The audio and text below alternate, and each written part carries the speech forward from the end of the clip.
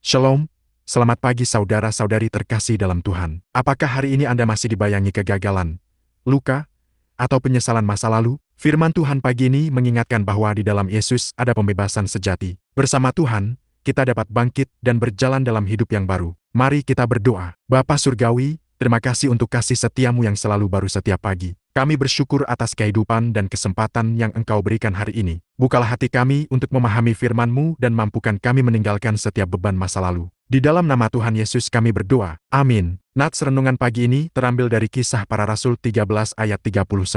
Dan di dalam dialah setiap orang yang percaya memperoleh pembebasan dari segala dosa, yang tidak dapat kamu peroleh dari hukum Musa. Tema renungan pagi ini adalah bangkit dari masa lalu bersama Tuhan. Bapak, Ibu, dan saudara terkasih dalam Tuhan, Rasul Paulus menjelaskan bahwa hukum Taurat tidak dapat membebaskan manusia sepenuhnya dari dosa. Hanya melalui Yesus Kristus manusia memperoleh pengampunan dan hidup yang baru. Firman Tuhan pagi ini mengajarkan bahwa kasih karunia Kristus sanggup memulihkan hidup kita. Tidak ada masa lalu yang terlalu gelap bagi Tuhan. Tidak ada kegagalan yang terlalu besar untuk dipulihkannya. Dalam 2 Korintus 5 ayat 17 firman Tuhan berkata bahwa siapa yang ada di dalam Kristus adalah ciptaan baru. Bahkan dalam Mazmur 103 ayat 12 dikatakan bahwa Tuhan menjauhkan pelanggaran kita sejauh timur dari barat. Itu sebabnya Tuhan tidak ingin kita terus hidup dalam rasa bersalah dan penyesalan. Karena itu, jangan terus hidup dalam rasa bersalah dan penyesalan. Datanglah kepada Tuhan dengan hati yang jujur dan percayalah kepada kasih karunia-Nya. Bersama Tuhan selalu ada harapan baru dan kekuatan baru untuk melangkah.